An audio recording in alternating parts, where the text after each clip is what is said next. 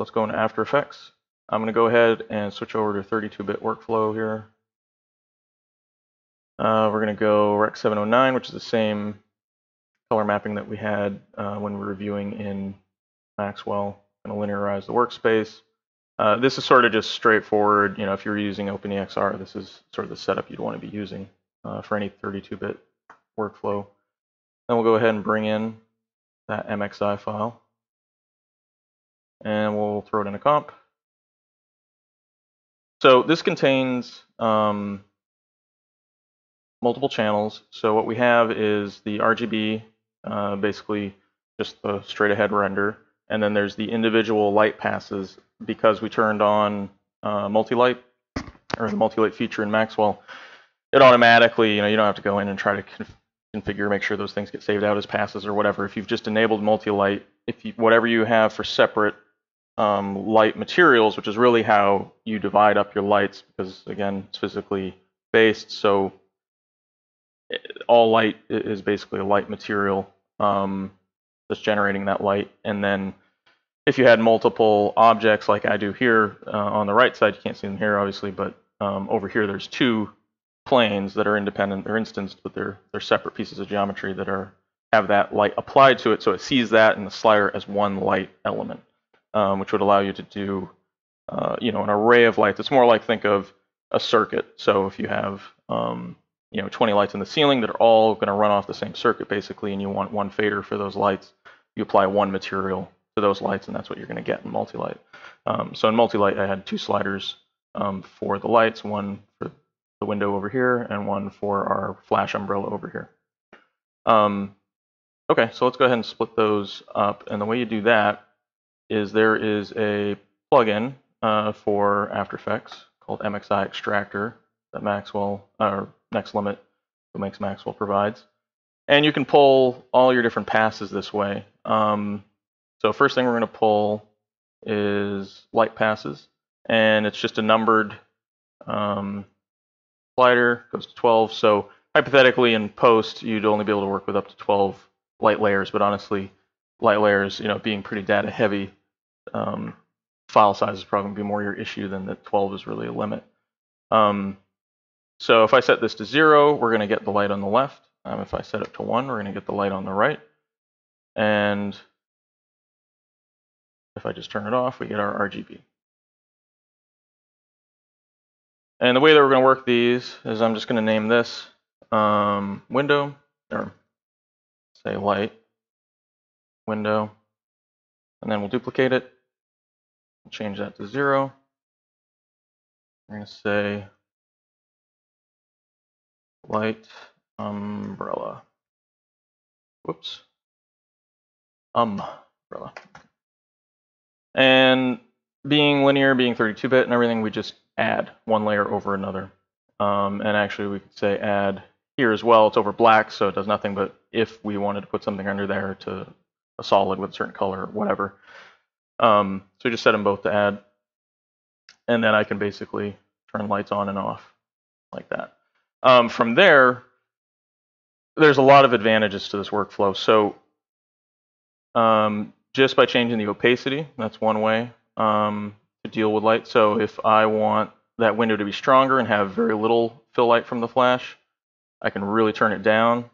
So that's all we get. Or I can do the opposite and get less ambient light. Or you could, instead of using opacity to do it, you could add, let's say we want the window to really blow out. We could add exposure and really boost. Now, since this is 32-bit, it has all that data there. Or I can underpower it intentionally. This is a little different than just changing the opacity, because then you can go and mess with the gamma, which is essentially the contrast of that. Now, obviously, if you start doing that, you're going to push the limits of the data, the integrity of the color data. Remove that. So really any operation that you want to do from a color correction standpoint, normally you might do that as an adjustment layer, but because now you have the lights individually, like I was saying, when you're rendering in Maxwell, you have an option to turn on Multilight with intensity or with intensity and color. I just chose intensity because I was going to affect color here if I wanted to do that. Whereas if you were just going to be doing, rendering straight into Maxwell, not doing any post work in After Effects or Photoshop, and just spit the render out of there, you would tell, if you want to adjust those colors of the lights after the fact, you would tell it to go ahead and save that data, and then you would have gotten, with the faders in Maxwell, you have also gotten the option to change the color. So, for example, if we did want to change the color of one of these, there's a whole bunch of ways we could do that. One real straightforward way would be just throw it on curves and pick a channel to either boost or turn down. And it doesn't take much, so especially on 32-bit. So if we wanted to warm it up, we could reduce the blue and increase the red and get a warmer tone. Now that's just on that light. So if I solo that light, we really push it.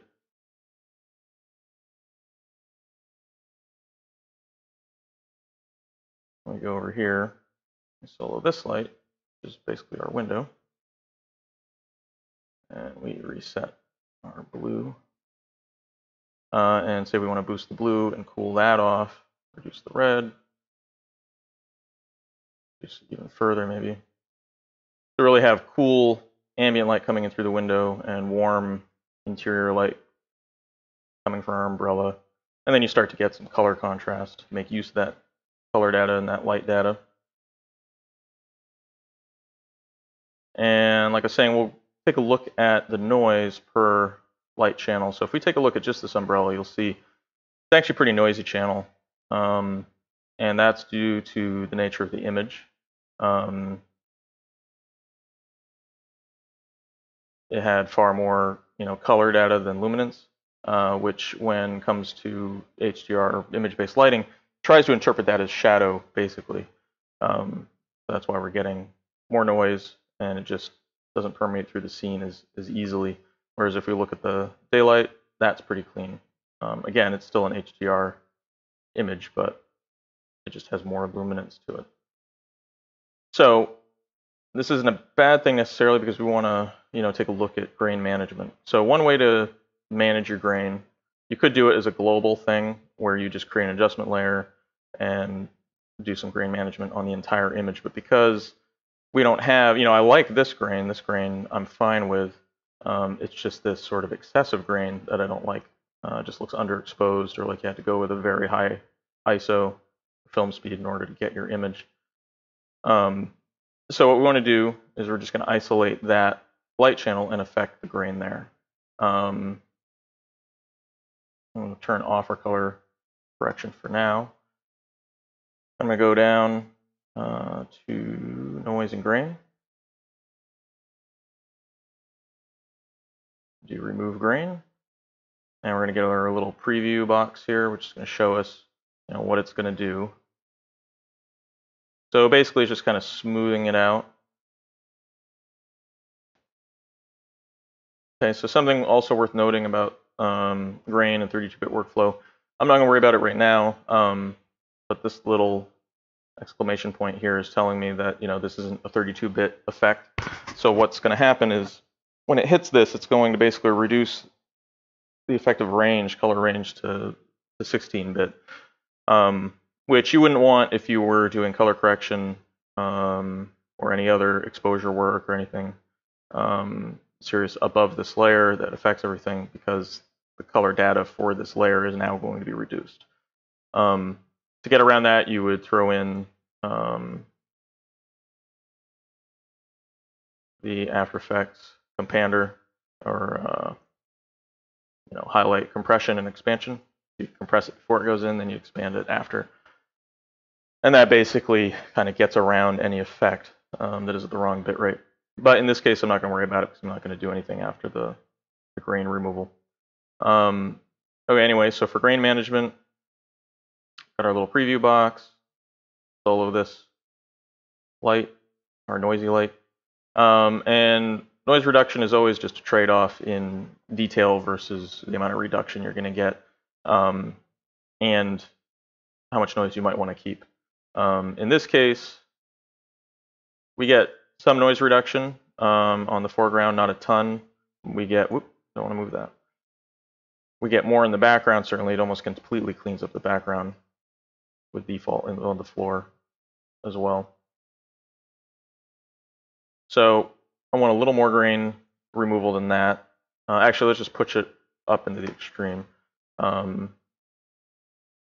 Enough that it starts to just kind of blur the edges and like a gauze filter. Again, that's just this light. Okay, we're going to now blend it with the other light, and we're going to see how much grain, where the grain changes. So like I was saying before, I kind of want to keep this grain. This feels natural over here. So we're actually not really affecting it because we're doing it by light. So you can see how the grain starts to go away over here, and it actually starts to match. So we're getting a more consistent grain. And our background grain is pretty much non-existent there. So we'll take this off of preview mode, do final output. So now it's calculating it for the whole frame. So maybe a little extreme. I don't need that much grain reduction. I'm going to do a 1.5. We just get a touch of grain. And then we basically have as clean an image as we're shooting for there. Again, could have tweaked the lights, could have gone to a higher sampling level. There's different ways to handle it. And also, Maxwell will allow resume render. So if you were to keep that Maxwell window open, go in here and you're like, well, it's not quite as clean as I'd like it. You can continue rendering, do your post work. Actually, that's sort of a workflow. Some people will put, save off their MXI before the render is done. If, say, it's a really long render, really high res, whatever's going on, complex scene, and they can do most of their post work before it's even done rendering, which is kind of a nice way to go if you're short on time and you don't want to wait around for the rendering. You want to get right on to doing your color correction work and post work. Okay, so I thought I'd just wrap up showing a couple examples of what you could do with this comp setup using the Maxwell Multilight in the MXI files. So here's a monochromatic, using the same methods I was showing before, monochromatic sort of cool blue approach, using both the lights. And here's a warmer version. And here's using complementary colors. So to complement the blue, you go with more of an orange. And then also I'm doing a little bit of fill light, which is actually tricked because I didn't put in a fill light in the scene. But let's crack this one open and take a look. So what I've actually done is utilize the Z-depth buffer as a track matte using the Luma inverted matte. And what I'm matting is just basically an exposure control plus a little tinting and curves. So if we take just the exposure, I'm tweaking the gamma, and this is affecting all the lights below, or the whole image below, basically. But because it's being masked by the Z-depth, you're only affecting, in this case, if you take a look at the Z-depth, only affecting, in this case, the inverse of this. So the white pixels would be in the back because we're using invert Luma. It'll be the inverse of this. So as you can see, we clipped our Z-depth a little bit because I didn't put enough range in it. But anyways, so what we see black back here is showing, and what's white up front gets less and less of that exposure shift from that adjustment layer right here. Turn that off. So for example, if I wasn't matting at all, you'd see this whole thing would get too bright. So by using track matte, that allows us to have a little control, and we can just control the opacity even, how much of that fill light we want. So here's what it looked like before the fill light, or our fake Z-depth based fill light. And here I could just kind of bring up the fill light a little bit. If we turn on curves, that isolates it even further, adds a little contrast. And then the tinting was just to kind of match, complement the blue and match our orangey yellow over here. But anyway, just kind of a neat comp trick after the fact if you wanted to tweak some fill light. And then also, you can use the Z-depth obviously for enhancing the depth of field, which Maxwell you have the depth of field in there anyway. That's part of the the nature of the camera, is it behaves physically. So you have to be a little careful when using z-depth, because you can end up blurring an already blurred image. And if you're selecting a different focal point than the one that was already in your image, it gets even stranger. You can't sharpen up a section that was blurred previously if you're trying to do your depth of field in post. In this case, I'm using Frischlift to do my depth. You could use also the Adobe lens blur filter if you wanted for effect, but it's subtle. It's not a ton of it. We're focusing back there. We could we can change it. That's the advantage of doing it in post. So the original image we had, if we just turn it off, was fairly crisp to begin with. Had I reduced the f-stop even lower to say 1.0 or 1.2, we would have had more extreme depth of field, and we could have played with the lens further to kind of force more blur up front or wherever we wanted to focus.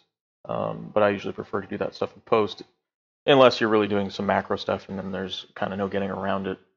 In Maxwell, you can't render without it. So, but anyway, so a little bit of that on there, and then also since since you're doing your comp in After Effects, you can animate anything, any of these settings, any of the lights, since they are on separate layers, and you can animate any of the effects that are applied to them.